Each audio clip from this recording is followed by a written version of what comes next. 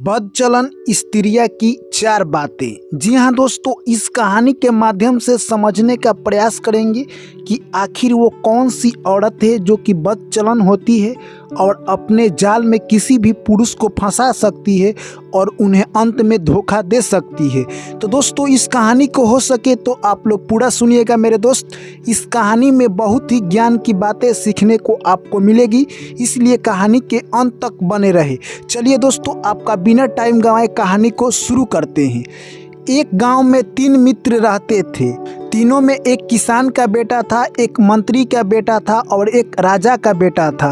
तीनों में आपसी दोस्ती काफ़ी अच्छी थी दोस्तों। वो जहाँ कहीं भी जाते वो तीनों एक ही साथ जाते और तीनों खाना भी खाते तो एक ही साथ खाते। एक दिन की बात है, किसान का बेटा अपने ससुराल जाने को सोच रहा था। उतने में अपने दोनों दोस्त से बोला कि हे दोस्त, आज मुझे अपना ससुराल जाना है अपनी बीबी को लाने के लिए। इतने में उनके दोनों दोस्त बोलते हैं, ठीक है, हम लोग भी तेरे साथ चलेंगे। यानी तीनों शाम होते ही अपने ससुराल को चल दिए। जैसे ही उस गांव में पहुंचे तो वो किसान का बेटा अपने ससुराल चला गया और उसका 2 दोस्त यानी कहे तो राजा की बेटा और मंत्री के बेटा दोनों घूमने के लिए उसी गांव के मार्केट निकल गए। वो मार्केट से घूमकर आ ही रहे थे, राजा की बेटा को एक बेश्या दिखाई दे दी।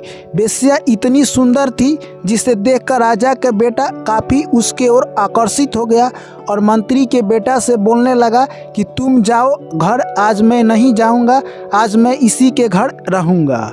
और वहां से कहे तो मंत्री के बेटा घर चल दिया और राजा का बेटा वहीं पर रह गया। यानी मंत्री के बेटा अपने किसान दोस्त के पास जा ही रहा था कि रास्ते में उसे एक बुढ़िया रोती हुई दिखाई दी और वो बुढ़िया बोल रही थी कि आज राजा का बेटा नहीं बचेगा। यह बात सुनकर मंत्री का बेटा यानी कहे तो वो काफ़ी दुखी हो गया। वो सोचने लगा कि मेरा दोस्त क्यों नहीं बचेगा। इतने में वो बुढ़िया कहने लगी कि तुम्हारा दोस्त यानी राजा का बेटा जिस बेश्या का घर गया है वहाँ पर आए दिन मौत होते रहती है और वो आज फिर गया है। यानी कहे तो उसके घर यानी जो बेश्या है उसके घर में रात्रि में एक सर्प निकलता है और जो भी जाता है उसको डस लेता है।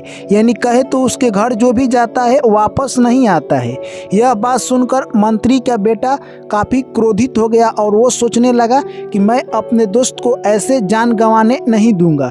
और वो छिपके से बेश्या के घर में जाकर छुप जाता है और जहाँ पर राजा के बेटा और बेश्या सोए थे वहीं पर वो एक तलवार लेकर खड़ा रहता है। जैसे जैसे रात्रि होती गई और रात्रि गहन हो गई, उतने में ही एक सर्प निकलता है और सर्प निकलकर पलंग के नीचे चला जाता है दोस्तों। और सर्प अब राजा के बेटा को डसने ही वाला था।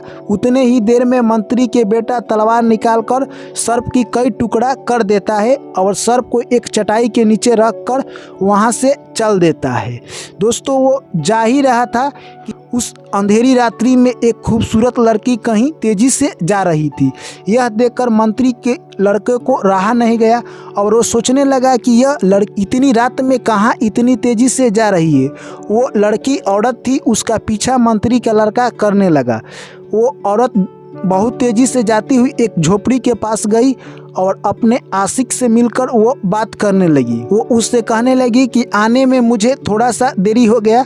उसका प्रेमी कहे तो वो उसको डांटने लगा कि तुम इतनी लेट से क्यों आ रही हो। उतने में वो औरत कहने लगी, मेरा पति आज अपने दोस्त के ससुराल गया है क्योंकि उसको जाने में थोड़ा सा देर हो गया, इसीलिए मुझे आने में देरी हो गई। यह सब बात सुनकर उसका आशिक और गुस्से में आ जाता है और उसका नाक काट देता है। यह सब बात सुनकर मंत्री का बेटा यानी जो व्यक्ति उस औरत का नाक काटा था तलवार उठाता है और मंत्री के बेटा उसको मार देता है और मारकर वहां से चल देता है। दोस्तों, वो जैसे ही अपने दोस्त के घर लौट रहा था, रास्ते में उसे एक मंदिर दिखाई दिया। मंदिर में देखा कि बहुत सारे चोर आकर एक राजा की बेटी को लेकर आए हैं और वहां पर बलि चढ़ाने की बात कर रहे हैं। इतने में वो मंत्री के बेटा सोचने लगा कि मैं इनको जरूर बचाऊंगा और वहां पर जाता है और जैसे ही चोर राजा की बेटी को बलि चढ़ाने वाले थे उतने में मंत्री के बेटा चारों चोर को यानी सर से धड़ अलग कर देता है और इतने में ही राजा के बेटी को बोलने लगा कि हे बहन, तुम अपने घर जा सकती हो, अब तुम आज़ाद हो गई हो, क्योंकि जो चोर तुम्हें बलि चढ़ाने के लिए लाए थे उसको मैंने मार दिया। इतने में वो लड़की बोलने लगी कि मैं अकेले घर कैसी जाऊंगी, आप कृपया कर कर मेरे घर पहुंचा दीजिए।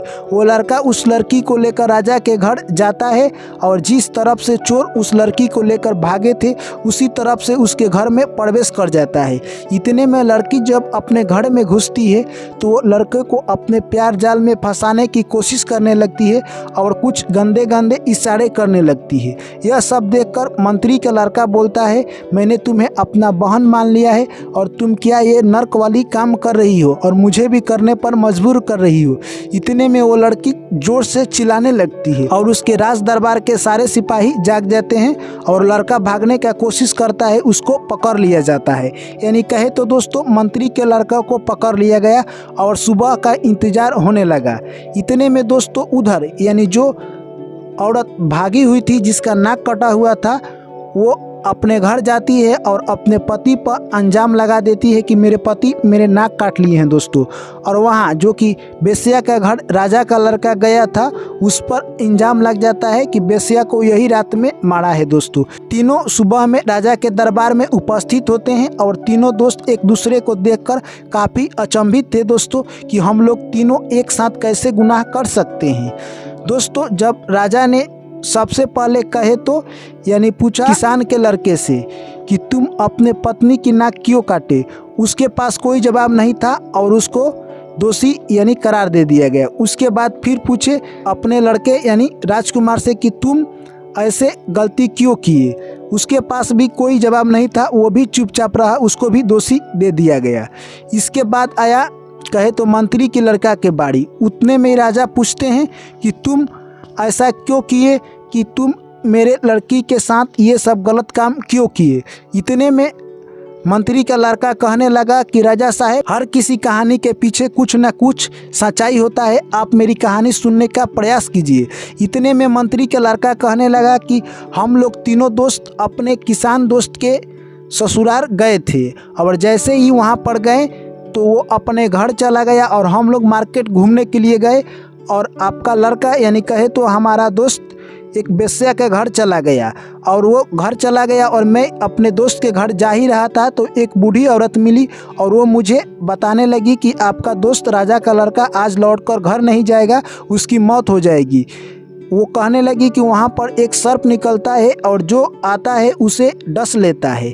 मैं यह बात सुनकर एक तलवार लेकर उस बेस्या के घर गया और उस सर्प का इंतज़ार करने लगा और जैसे ही वो सर्प निकला उसे मैं मारकर एक चटाई के नीचे कुटी कुटी बनाकर रख कर चला आया हूँ। अगर आपको विश्वास नहीं है तो जाकर आप पता करवा लीजिए। इतने में राजा अपने सिपाहियों को भेजते हैं पता करने के लिए और वहाँ पर ये बात सच निकलती है।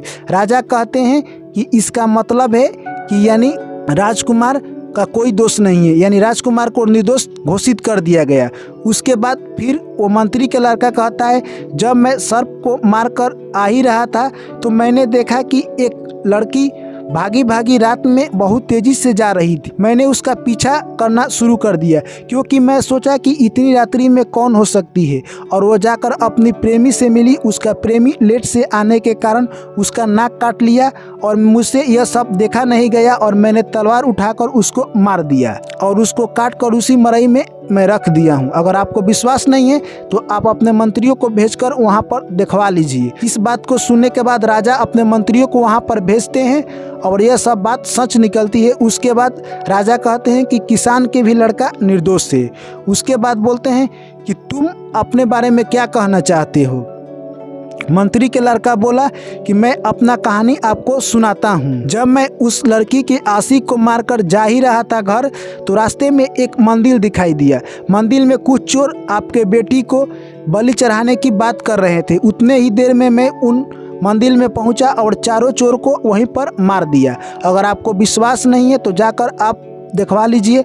और मारकर आपकी बेटी मुझसे कहने लगी कि मुझे घर पहुंचा दो। मैं आपकी बेटी को लेकर घर आया और उसी रास्ता से मैं आपके घर में एंट्री किया जिस रास्ते से चोर आपके बेटी को लेकर भागे थे। और जैसे ही घर में गया आपकी बेटी मुझसे गंदे गंदे इशारा करने लगी और मैंने इनकार किया तो वो चिल्लाने लगी। इतने में ही मैं भागने का कोशिश किया और आपके मंत्री ने मुझे पकड़ लिया। यह सब बात सुनते ही राजा कहा कि तुम भी निर्दोष हो।